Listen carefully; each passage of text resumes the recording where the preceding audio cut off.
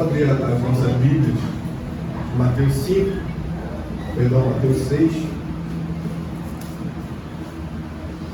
oração dominical, Mateus 6, 9.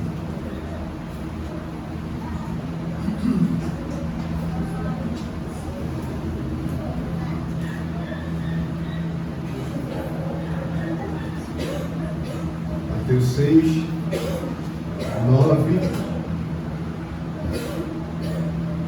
ao 15. Pedi ao irmão Fernando que faça essa leitura, por favor. Mateus 6, 9 a 15, por favor.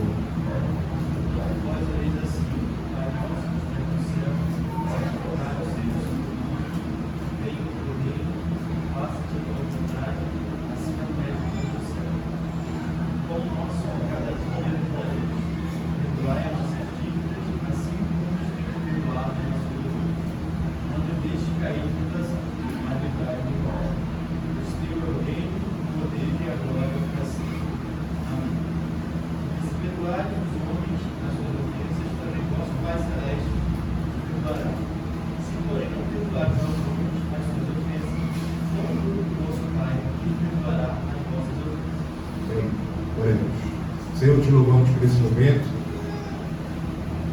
te louvamos porque o Senhor se revela a nós, nos dá as tuas leis para que sigamos e cumpramos aquilo que o Senhor determinou.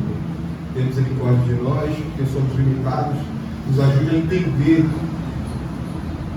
a tua revelação. Esteja com o teu povo, buscando não apenas ser ouvintes, mas praticantes. Nos ajude nessa caminhada, Pai.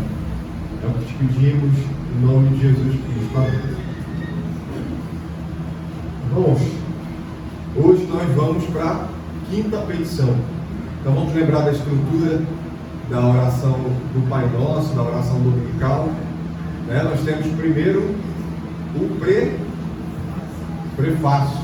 E depois nós temos quantas petições? 6 petições. E a conclusão. Hoje nós estamos na quinta petição.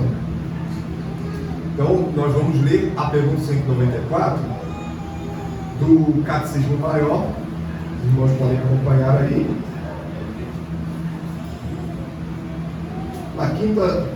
O que pedimos na quinta petição?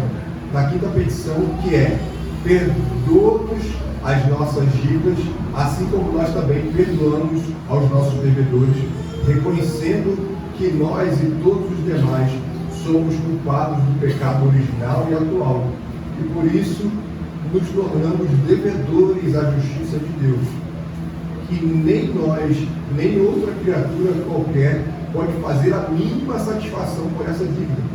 Pedimos por nós mesmos e por outros, que Deus, da sua livre graça e pela obediência e satisfação de Cristo, adquiridas e aplicadas pela fé, nos absolva da culpa e da punição do pecado, que nos aceite no seu amado, continue o seu favor e graça em nós, perdoe as nossas faltas diárias e nos encha de paz e gozo, dando-nos diariamente mais e mais certeza de perdão, que tenhamos mais coragem de pedir e sejamos mais animados a esperar, uma vez que já temos este testemunho em nós, que de coração já perdoamos aos outros as suas ofensas.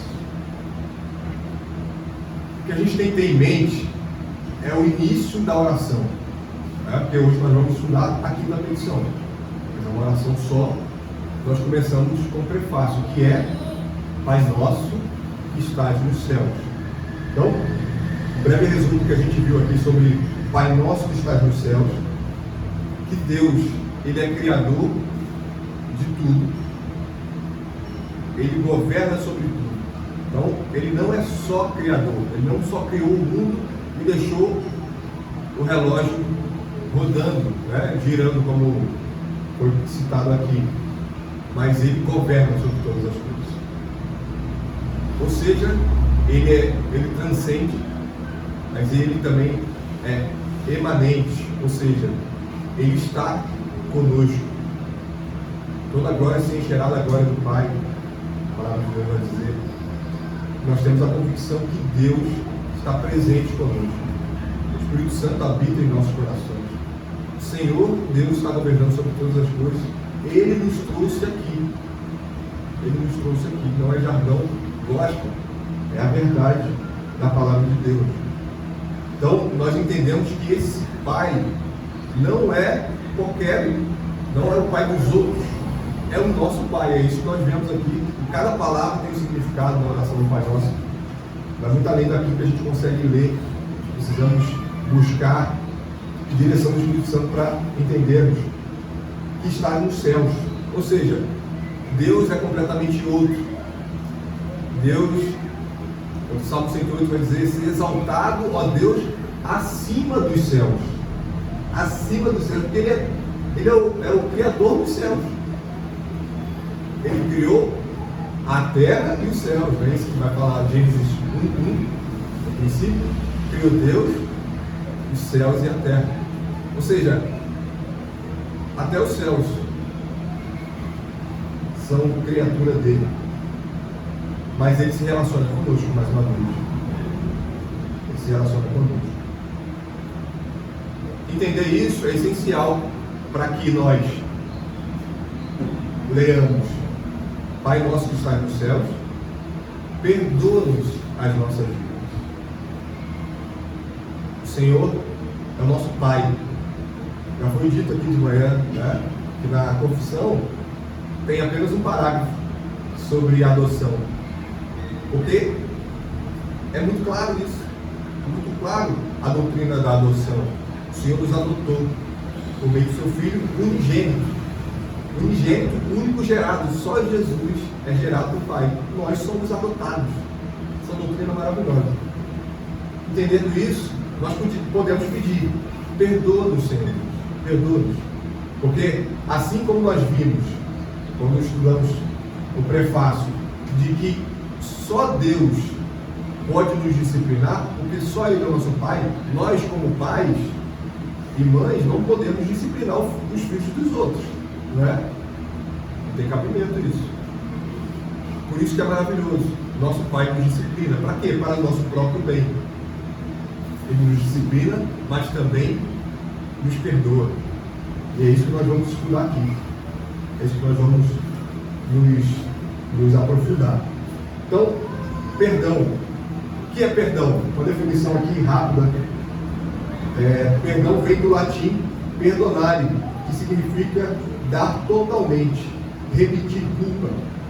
É formada por per, que indica total, completo, e donare, que é uma palavra, acredito que é mais fácil da gente entender, de realmente de dar, doar, entregar. Aí eu proponho aqui uma ilustração para os irmãos sobre um Deus justo e um Deus que perdoa. Imagina um homem desesperado para comer, para levar comida para os seus filhos. Ele vê uma oportunidade de roubar R$50 de uma bolsa de uma senhora na rua. A bolsa não está vendo, ele consegue tirar os R$50, estava solto ali na bolsa. E aí, só que tinha ali câmera de segurança, né? E alguém vê e chama a polícia. Esse homem já gastou dinheiro, comprou comida para os seus filhos. Agora ele foi reconhecido e foi preso. E no julgamento ele está completamente arrependido do que ele fez. Ele nunca tinha feito aquilo. Ele nunca tinha roubado uma quantia dessa, R$50. Ou seja, ele é réu primário, ele roubou pouco.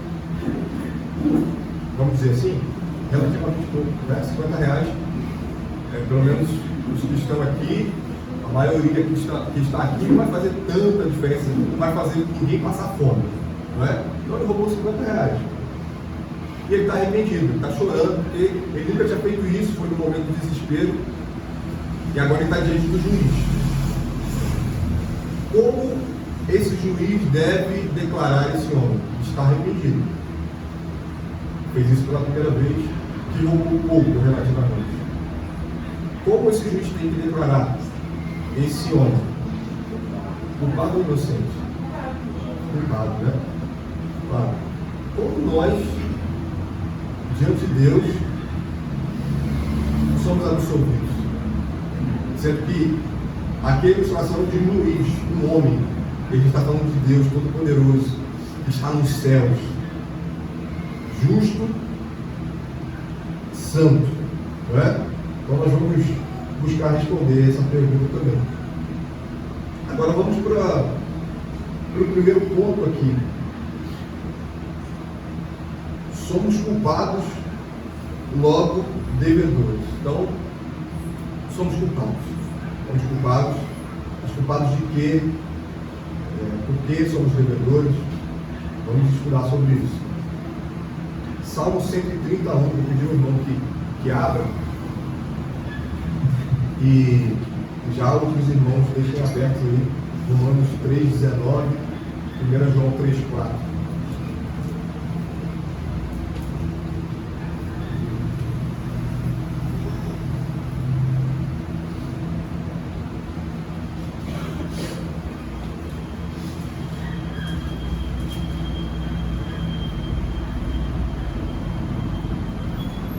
Por favor, quem abriu o Salmo 133, por favor. 133. Se tu, Senhor, observar as iniquidades, quem, Senhor, poderá escapar? Se tu observar as iniquidades, quem pode escapar? Espera aí, esse não é um Deus justo? Esse não é um Deus que é implacável e que nada vai passar diante dos seus olhos sem que a sua justiça seja aplicada? Se tu observar as iniquidades, ninguém resistirá. O Senhor não está observando a iniquidade? Essa pergunta que fica se a gente lê esse versículo apenas por esse versículo, não é? Mas a gente vai se aprofundando nisso. Romanos 3,19, por favor.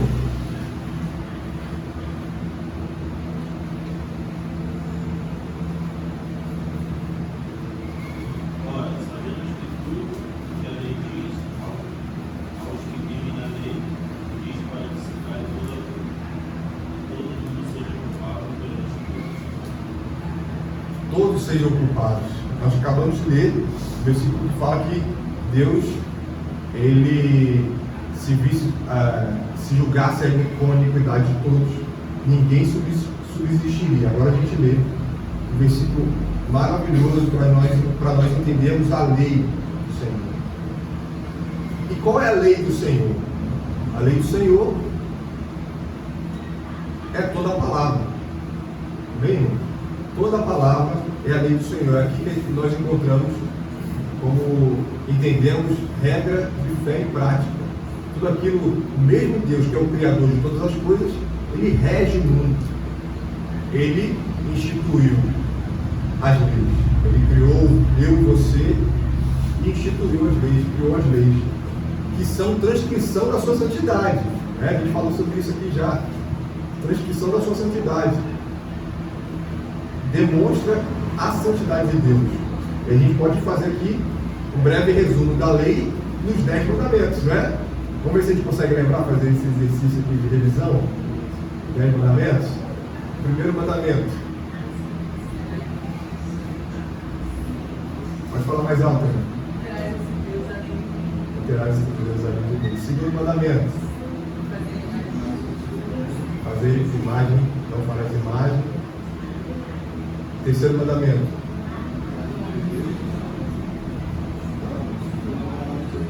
Não tomar o nome de Deus em vão. Terceiro mandamento. Quarto mandamento. Guarda o sábado para o santificar. Quinto mandamento.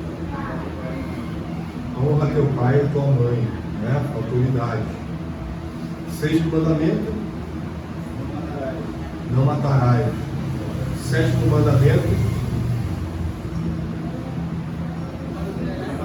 Não adulterarás. O 8º mandamento. Caralho. Eu quero me confundir agora. 9º mandamento.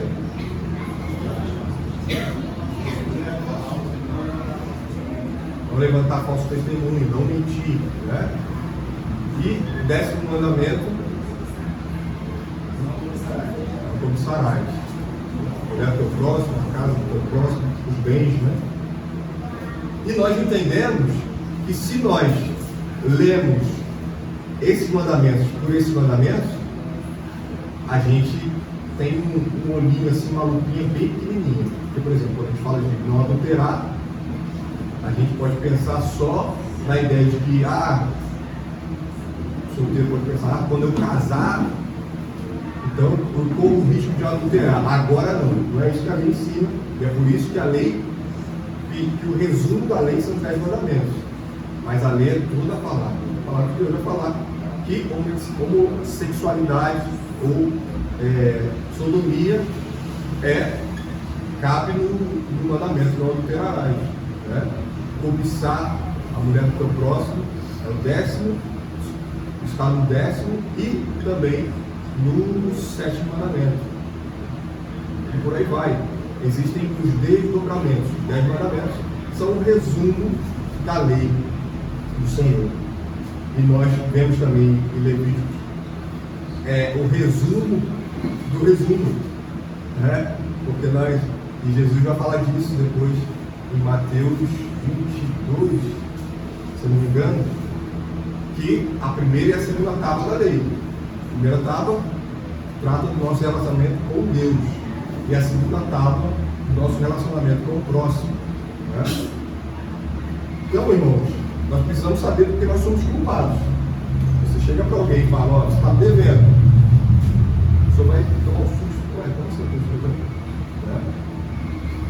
E é horrível quando você recebe uma conta que você não estava esperando, ou um valor que você não estava esperando, e isso te revolta. Peraí, eu não gastei isso tudo. E é assim que as pessoas têm vivido. Todas devem a Deus, que é santo, que criou essas pessoas, que nos criou, e agora Ele exige de nós uma santidade. As pessoas, elas têm um olhar natural das coisas. Se eu chego para ela e falo, você é pecador, mas eu não faço mal a ninguém, não é assim? Eu nunca traí minha esposa, tudo bem dos meus filhos, trabalho, dia e noite, eu sou um cara certinho. Por quê? Porque a lei do Senhor precisa ser pregada, ensinada, aquilo que Deus precisa ser ensinado, para que sim, nós possamos entender o que nós devemos.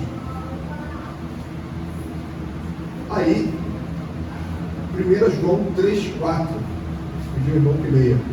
Quem vive no pecado transgride a lei, pois todo pecado é contrário à lei. Quem vive no pecado transgride a lei. Então guarda isso.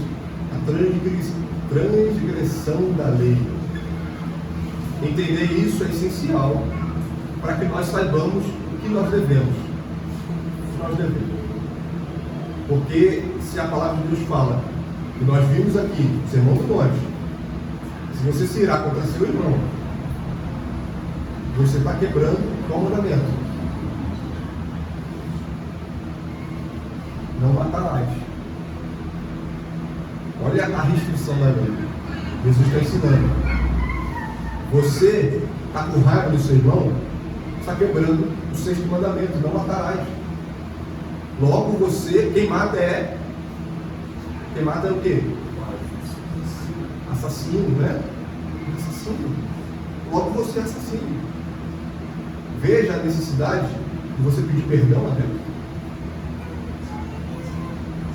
Veja a necessidade de entendermos a palavra de Deus, para que saibamos o quanto nós estamos distante de Deus. Quando nós estamos distantes de Deus. Então, nós precisamos definir pecado. E eu acho que 1 João 3,4 é o melhor versículo para nós definirmos pecado nesse sentido. Transgressão da lei. Transgressão da lei. A pergunta 14 do breve catecismo, ela resume muito bem. O irmão Vitor falou aqui mais cedo que o breve catecismo foi criado com o objetivo de auxiliar as crianças, né, nos fundamentos da fé, que servem para nós todos, né, porque sabemos das nossas limitações, principalmente da nossa geração. A 14ª pergunta vai falar o que é o pecado. Qualquer falta de conformidade com a lei de Deus ou qualquer transgressão dessa lei. Está tratando aqui de resumir omissão e comissão. Omissão e comissão. Ou seja, quando você deixa de fazer alguma coisa, você está pecando contra Deus. Uma coisa que Ele institui fazer. A sua vida de oração, a sua vida de leitura da palavra, meditação, está sendo negligenciada, é pecado. Passível de morte. Passível de morte. Você merece a morte porque está pecando assim contra Deus. Porque o salário do pecado é o quê? É a morte. Romanos 3, 23. Romanos 6.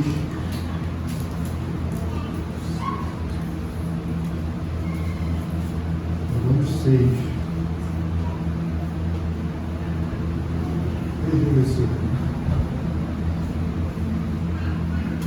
Isso aí, Romanos 6, 23. Porque o salário do pecado é a morte, mas o dom gratuito de Deus é a vida eterna em Cristo Jesus, nosso Senhor. Aqui já responde o ponto 2, irmão. Romanos 6, 23 trata daquilo que nós merecemos. Você trabalhou, agora você quer receber, não é?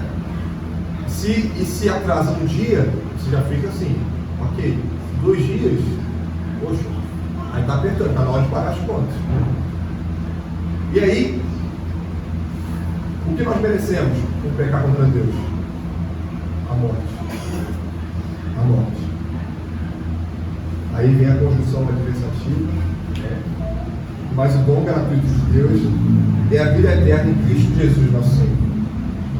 Isso é maravilhoso, irmão. Esse versículo é maravilhoso, ele traz ensinamentos. Resume o Evangelho aqui. Resume o Evangelho no versículo. A má notícia, né? O salário do pecado é a morte. E a boa notícia, o dom gratuito de Deus é a vida eterna em Cristo Jesus, nosso Senhor. Então agora a gente vai para o ponto 2. Esse dom gratuito de Deus e a vida eterna em Cristo.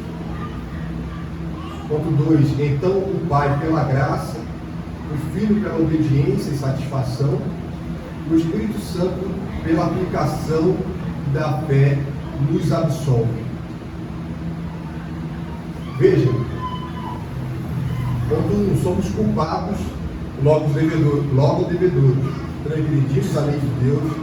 Quando nós nos aprofundamos de quem é Deus, do que Ele ensina na sua palavra, nós vemos que nós pecamos muito além daquilo que a gente imaginava. Agora, essa é a má notícia. A boa notícia é que o Pai, pela graça, o Filho, pela obediência e satisfação, o Espírito Santo, pela aplicação da fé em nós, o Espírito Santo age em nós, nos absolve. Nos absolve. Vamos entrar, ler alguns versículos importantíssimos para entender isso. Efésios 2,8, tão conhecido.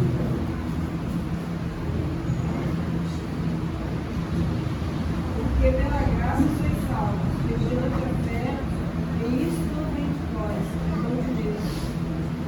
Maravilhoso. Pela graça sois salvos, mediante a fé. O Senhor Deus, Ele, com graça e misericórdia, Deus justo, com graça e misericórdia, Ele nos alcança. Mediante a fé, nós vamos ver quem aplica a fé é o Espírito Santo. Romanos 3, 24 e 25. Sendo justificados gratuitamente por sua graça mediante a redenção que é em Cristo Jesus, a quem Deus propôs no seu sangue, com força e ação mediante a fé, para manifestar a sua justiça, por ter Deus, na sua tolerância, deixado impunes os pecados anteriores cometidos. Bem, nós somos justificados, ou seja, somos declarados justos. Você é culpado, agora você foi declarado justo. Mas por que isso? Porque Deus, Ele deu de ombros, Ele simplesmente,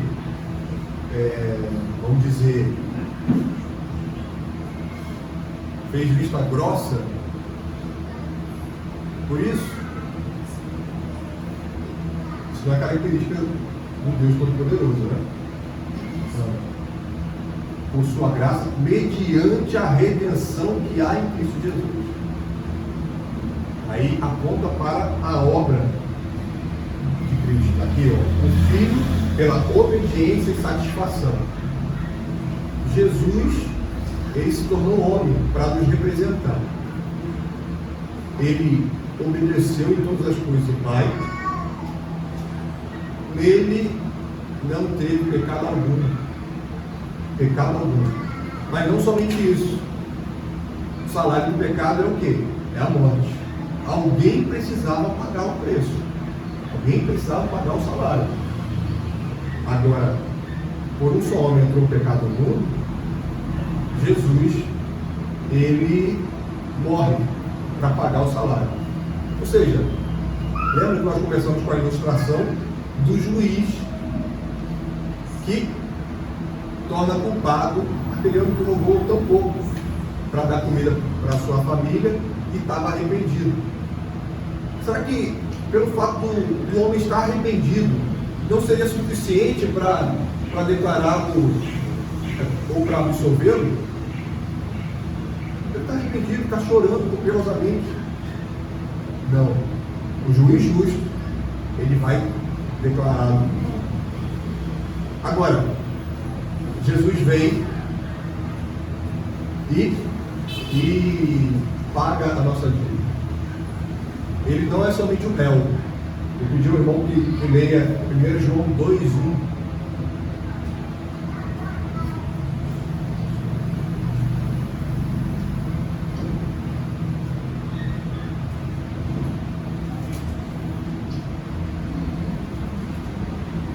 Quem abriu pode ler 1 João, primeira carta de João 2:1. Meus filhinhos, escrevo-lhes estas coisas, para que vocês não pequem.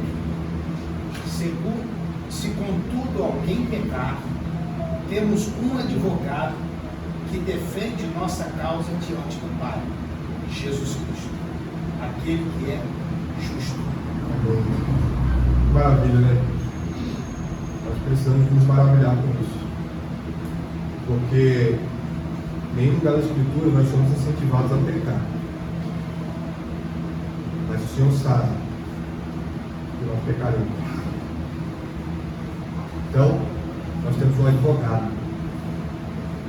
O mesmo que é réu, media, é advogado. Ele termina: Jesus Cristo, o justo. O justo. Aqui se trata da humanidade de Deus, não da humanidade de Jesus Cristo.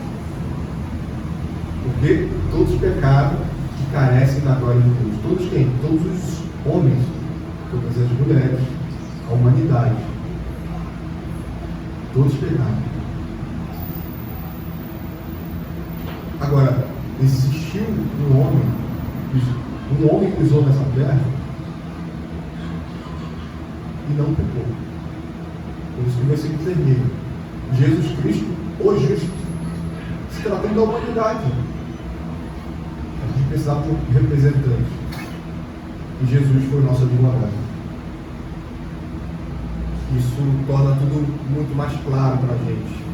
É que nunca pensamos que Deus foi tão misericordioso comigo que Ele, sendo justo, ele me declarou justo.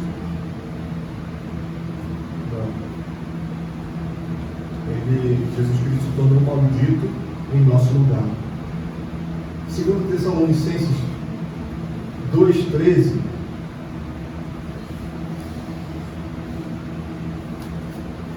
entretanto, devemos sempre dar graças a Deus por vós, então os amados do Senhor, porque Deus nos escolheu desde o princípio para a salvação, pela santificação do Espírito e fé da verdade.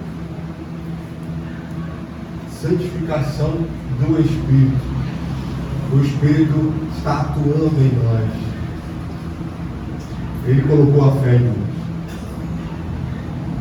E lembra de João 3,16? Vamos recitar juntos? Fácil, né?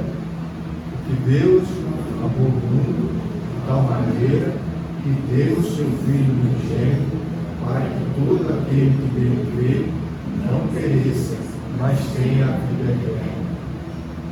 Todo aquele que nele crê. Quem crê? A atuação do Espírito Santo. Porque nós, pecaminosos, pecadores que somos, não temos a capacidade de crer, principalmente porque as coisas espirituais se decinem ou discinem espiritualmente, fugiu a palavra. Precisamos entender, fomos salvos pela graça. Agora, essa obra que nos salvou, nós entendemos que Deus Todo-Poderoso perdoa todos os nossos pecados. Todos. Porque a gente já adianta aqui nos versículos que a gente vai ler, que é muito conhecido, 1 João 1,9, diz: se confessarmos os nossos pecados, Ele é fiel e justo para nos perdoar os pecados e nos purificar de toda injustiça. Se confessarmos, você confessa todos os seus pecados? Não. Até porque tem pecado que você nem sabe que pecou. Coisa que você nem se deu conta. E vai morrer sem se dar conta. Vê a necessidade de um Salvador. Você não dá conta de confessar todos os seus pecados. Precisa de Cristo. Urgentemente. Vamos para o salmo mais conhecido, principalmente quando se trata de confissão. Salmo 51.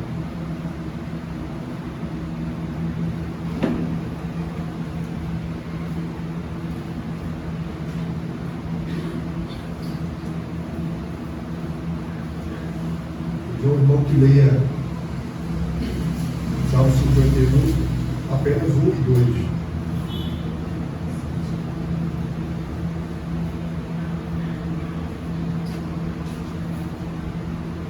Misericórdia de mim, ó Deus, segundo a tua benignidade, apaga as minhas transgressões, segundo a multidão das tuas misericórdias.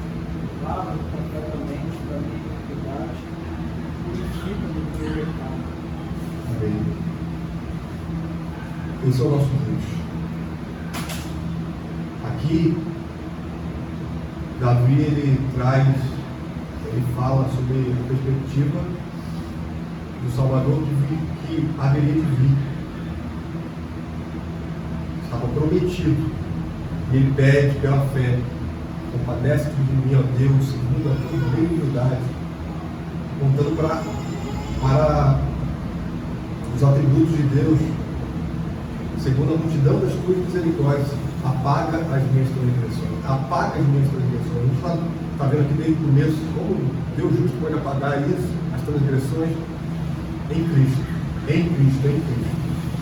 Ele apaga as nossas transgressões, porque Cristo pagou por isso.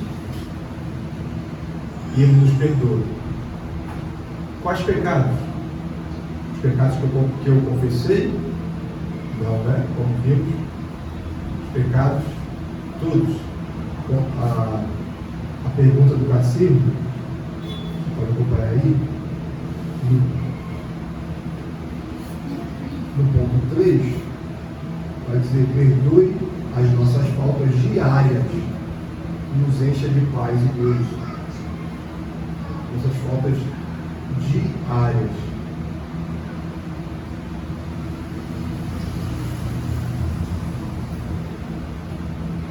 No versículo 12 de Salmo 51, vai dizer assim, ó: restitui-me a alegria da tua salvação e sustenta-me com um espírito voluntário. Então, nós devemos nos alegrar, pelo fato de Deus nos perdoar. E aqui, lembrando que o contexto, Davi, ele pecou seguidamente contra Deus, de maneira com que ele escreve esse salmo, e nós podemos lembrar da história rapidamente. Ele não apenas adultera, mas adultera com a mulher de um dos seus principais soldados, um líder que estava na guerra enquanto ele estava em casa. E engravida a mulher, depois descobre que a mulher está grávida, aí ele manda trazer o Urias. O Urias vem, ele tenta de todas as maneiras fazer com que o Urias vá para casa e coloca sobre ele a questão do filho ser dele. Mas o Urias não vai para casa. Então ele toma uma medida mais forte. Manda colocar o Urias na frente do exército para que o Urias morresse. Ou seja, um abismo levando a outro abismo. E aí a gente vê a necessidade de comunhão. Muito importante, irmãos. Quando nós pecamos, nós nos afastamos de Deus. E se nos afastamos de Deus, nós vamos viver conforme a nossa própria sabedoria. E na nossa sabedoria, nós instituímos as leis. Então, deitar com a mulher do próximo, eu tenho esse direito. Matar uma pessoa, eu tenho esse direito. Por quê? Porque eu estou instituindo as minhas leis. Aqui, quando eu escrevo esse salmo, a comunhão está sendo restaurada. Ele confessa e chora diante de Deus. Mas ele pede, no versículo 12: restitui-me a alegria da tua salvação. Porque o que acontece? Ele adulterou e matou.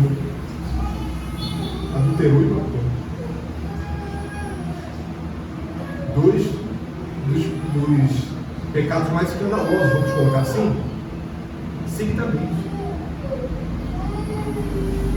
O que acontece com o verdadeiro cristão quando cai em pecados tão escandalosos?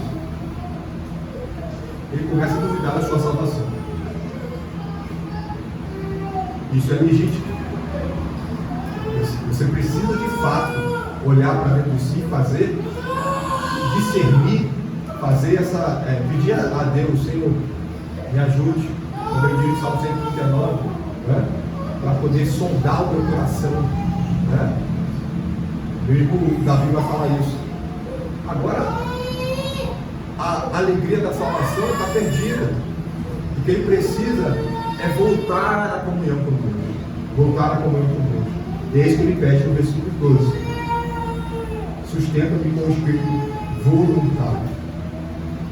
Agora vamos de novo para 1 João 1. Pedir ao irmão que leia o 7 e o 9 apenas.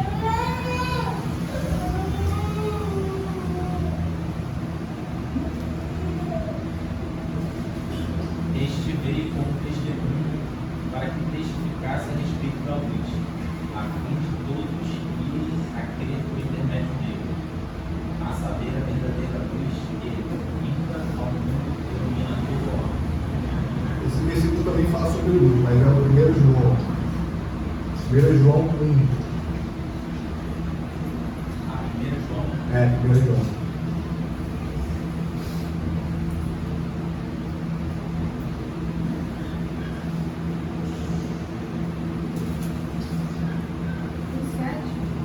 Isso. Se porém andarmos na luz como ele está na luz, temos comunhão uns com os outros. E o sangue de Jesus, seu Filho, purifica de todo pecado. Amém. Vejam, a comunhão só existe se estamos na luz. Amém? A comunhão só existe se estamos na luz. E veja mais, o versículo 7 vai dizer sobre a comunhão uns com os outros. Isso aqui. Assembleias dos santos é necessário para o crescimento da fé, para que cada dia mais pequemos menos. Sem a comunhão uns com os outros, como diz o versículo 7, isso é impossível. Impossível. Amém? Porque o Senhor instituiu a igreja. A igreja é a noiva de Cristo. Sem igreja, ordinariamente, não há salvação. Ordinariamente. Então, a comunhão uns com os outros é necessária. Agora, o último ponto, irmãos. Por isso, perdoamos.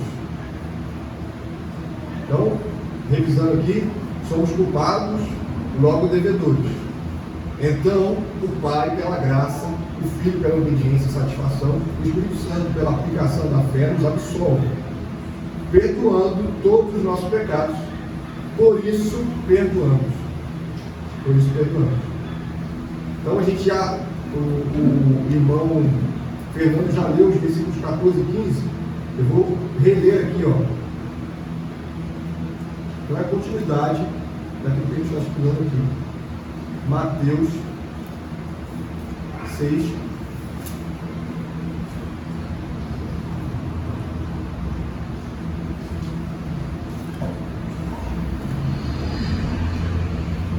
Lembra que a petição é a quinta, no versículo 12: perdoa-nos as nossas dívidas, assim como nós temos perdoado aos nossos devedores.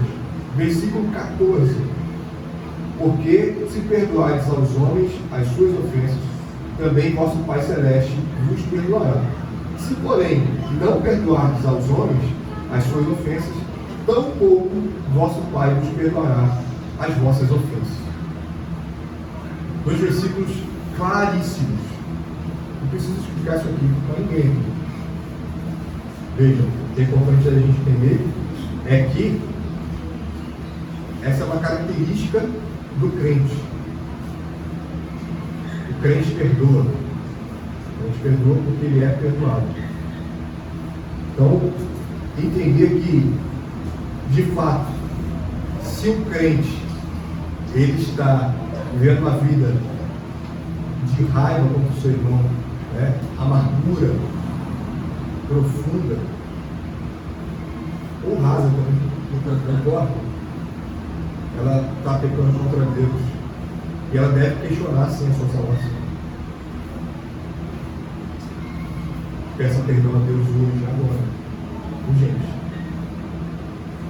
Porque já foi falado aqui de manhã sobre fatiar a igreja de Cristo. A importância dos catecismos, das confissões, dos credos. Saiba, sem prática, nada disso vale. Você está seguindo a lei, os dogmas da igreja, mas no seu coração você continua duro, você é joio. Você precisa de salvação. O evangelho precisa ser pregado para você. Você precisa se arrepender e crer em Jesus Cristo, colocar sua fé em Jesus Cristo e andar retamente. Porque esse pecado é muito comum. Você parar de falar com seu irmão. Parar de falar com seu irmão, você olha, ali sorridente, o irmão chegou, fechou a cara. Bom, somos certos. Olha o que está escrito aqui.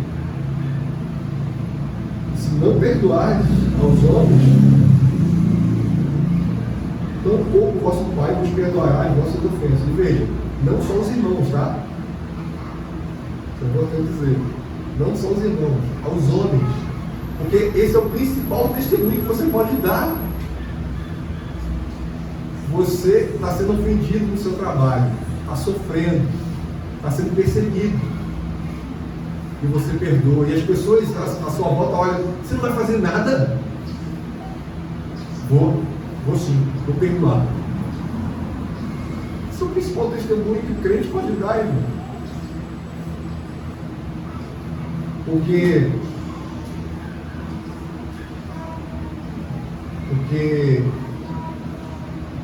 no final de tudo é muito fácil a gente dar esmola. Aquele que está no exterior, né? Dar esmola, a gente ajudar as pessoas carentes. No final de tudo, isso é muito fácil. Perdoar, tem que estar no seu coração, ninguém vê. Esse é o desafio da fé cristã. E aí nós temos uma história, uma parábola dada por Jesus em Mateus 18. Nós fomos expostos aqui, não lembro qual foi o irmão que expôs essa parábola, não sei se foi o pastor Sânia. Mateus 18, nós vamos abrir. Vamos ler juntos.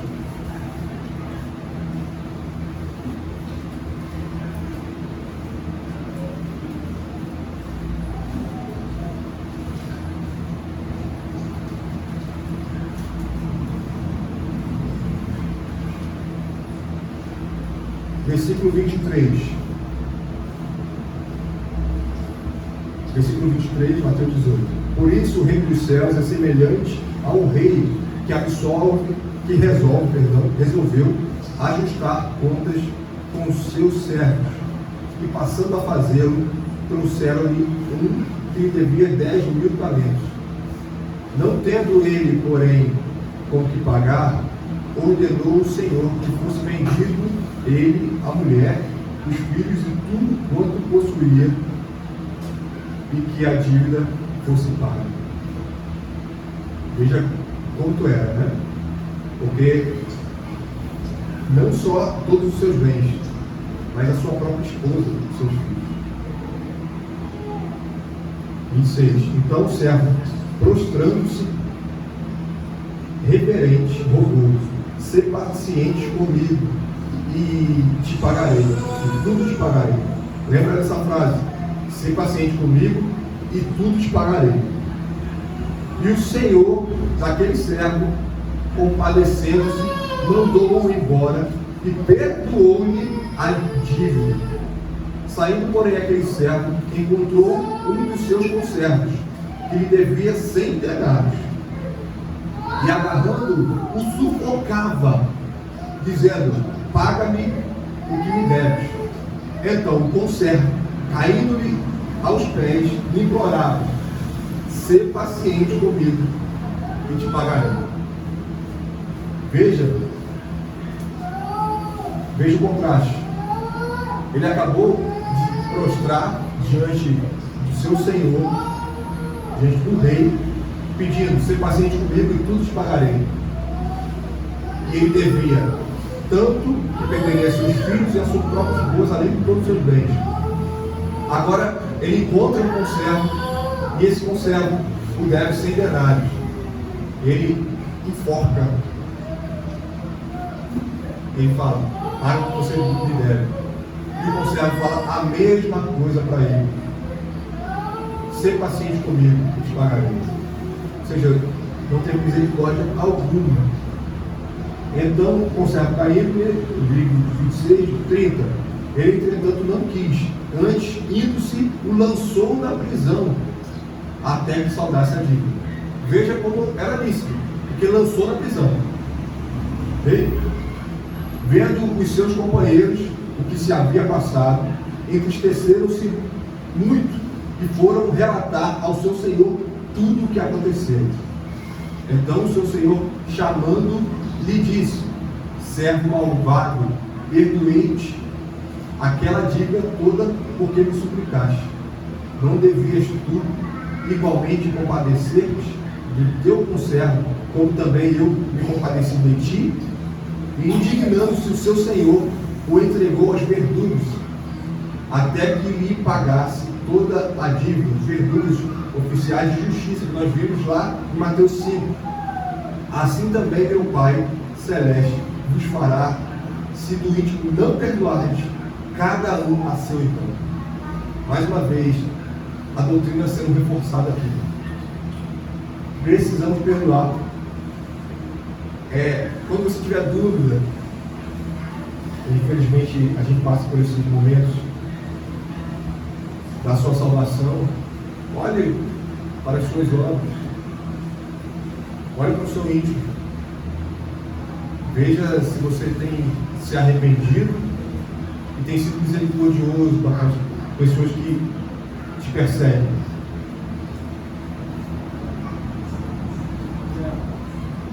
Essa questão de salvação, né? É um princípio para nos lembrar que nós não perdemos a nossa salvação, sim, perdemos a alegria dela, né? Isso é totalmente diferente, né? Essa ideia de que ora a gente é salvo, ora não, isso não é muito. Esse versículo sustenta essa tese de que a gente pode perder a alegria da salvação e não a salvação. Exato. Há um questionamento que somos pecadores limitados, né? Precisamos estar diante de Deus, pedir perdão por isso, por aquilo que temos cometido. Isso é um sinal de salvação, um arrependimento, choro diante de Deus.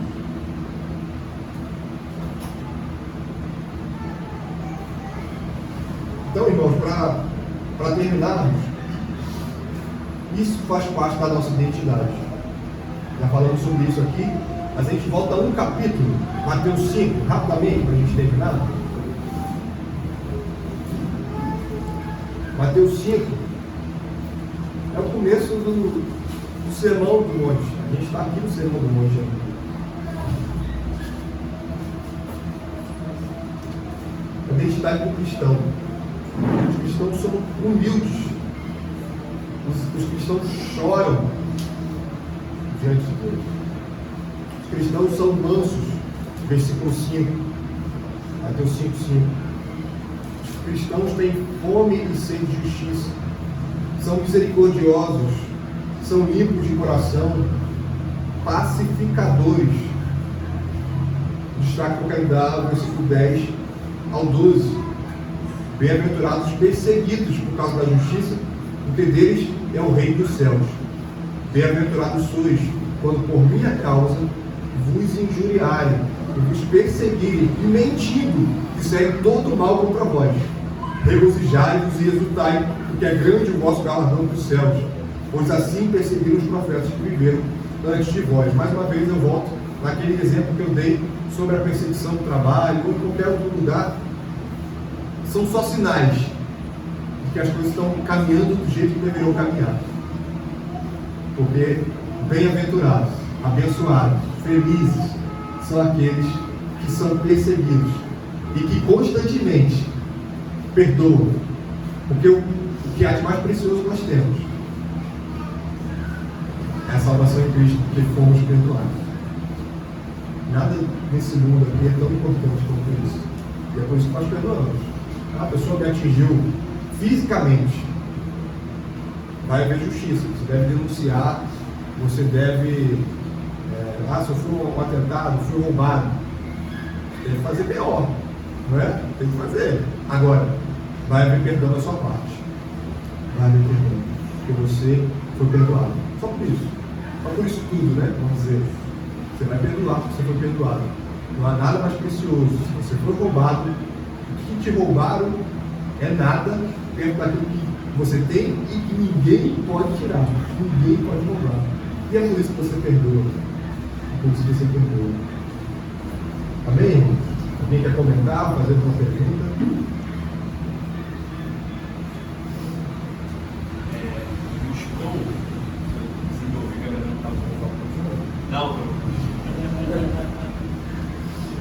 O Ribeiro estou para trabalhar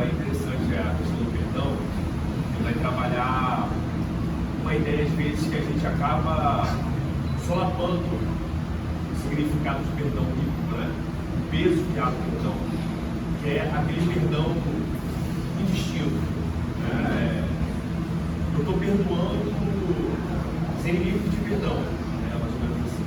Até que ele vai trabalhar lá, que é a perspectiva bíblica, é que às vezes nós somos induzidos a pedir perdão sem ter ocorrido ofensa. Ele vai trabalhar que a ideia aqui é de separar. Quando há ofensa, há dever primeiro, o dever do ofensor de pedir perdão pela ofensa. E segundo, o nosso dever de perdoar a ofensa, porque fomos perdoados das nossas ofensas contra Deus. Esse é um ponto. Outro ponto é, quando não há ofensa, você não tem pelo que perdoar se não houve ofensa. Então não é perdão que você está dando, você vai tentar resolver algum ruído que teve na conversa, no diálogo, alguma coisa assim. Mas hoje em dia, o ideal cristão, isso o Scott fala lá na década de 80, o livro ele escreveu lá em 87, inclusive eu li da Liga, o seu que eu estou lendo, ele vai trabalhar justamente isso. Parece que Deus está mandando você perdoar sem você ter feito nada.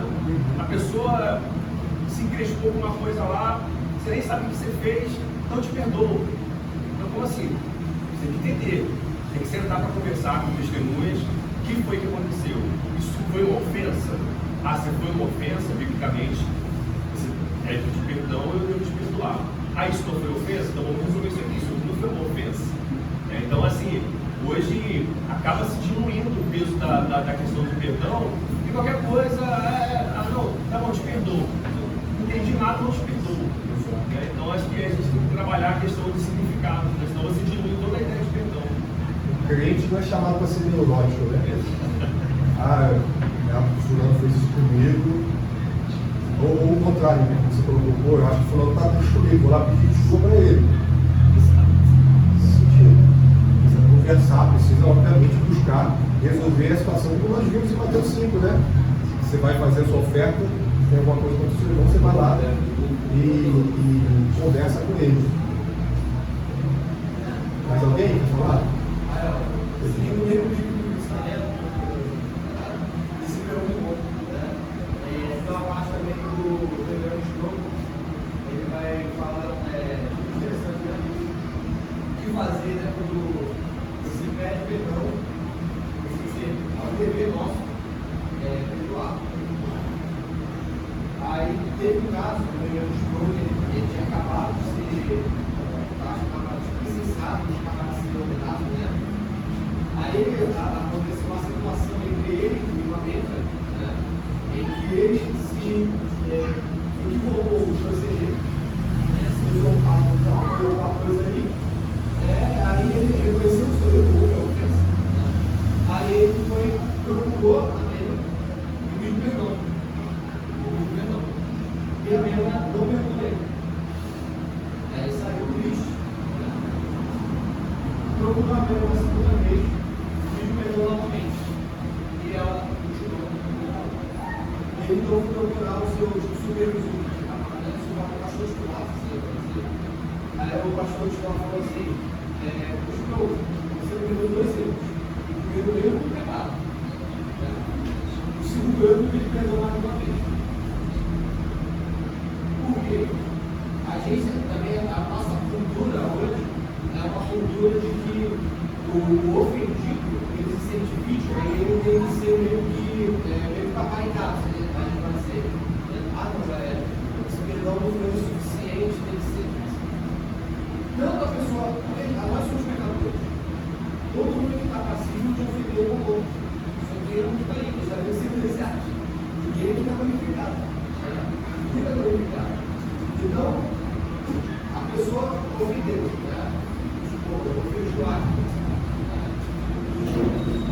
o processo de reconhecimento de culpa já é um processo que a pessoa vai reconhecendo que já é uma obrigação. Não houve por hoje. Ele tem que reconhecer a sua culpa. Então ele já está reconhecendo. Por exemplo, pedindo de perdão, né?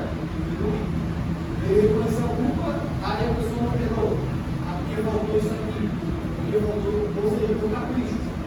Porque ele realizou o pedido de perdão. Então a Bíblia não fala isso. Ela fala causa, se sobre perdão sobre uma situação, é um dever perdoar. Então, se o cristão não está perdoando, o problema já não é mais do ofensor. O ofensor, ele praticou o pecado, ele perdoou, mas só que ele fez a conduta cristã, ele pediu perdão. E ele foi perdoado por Deus. Por mais que aquele ofendido não tenha perdoado ele, Deus o perdoou. Agora cabe aquele que foi ofendido perdoado, porque se ele não perdoar mesmo, a palavra de Deus, ele não receberá o perdão. Então também tem que tomar um cuidado, tá? Porque hoje em dia a gente é o primeiro que a gente fica sendo ofendido na igreja. A gente vai ser ofendido. Isso é normal. Totalmente normal. E quando nós somos ofendidos, não procurar o ideal de pedir de perdão. Pedir perdão assim. Se não pode ser ofendido, não é nada. Pedir perdão, biblicamente, para nós somos ofendidos, se ajudar, essa foi a minha intenção, porque o Deus, irmão, é para ser gerado por Deus. De fato, e hoje por isso, porque é uma geração que se coloca para mesmo. E ela tem que ser ali, abordada em todo momento, para que aí sim, agora sim o coração se torna livre para perdoar. A Bíblia no momento fala que o seu coração é seguido para ser perdoado. Perdoar é uma ação. Você perdoa porque você foi perdoado. Nunca é isso perdoa por o seu coração. O seu coração não quer perdoar. Mas você perdoa por ele, por você perdoar. E assim, você vai lutando em oração para o seu associado com a situação. E Espírito foi obrigado a falar de Deus. Geralmente o ofendido quer que o ofensor se humilhe. Quando já há obrigação ao pedir perdão. Já há aí. A gente vê o pecado do orgulho do ofendido, né? Mais alguém? Vamos orar então? Senhor, te louvamos por essa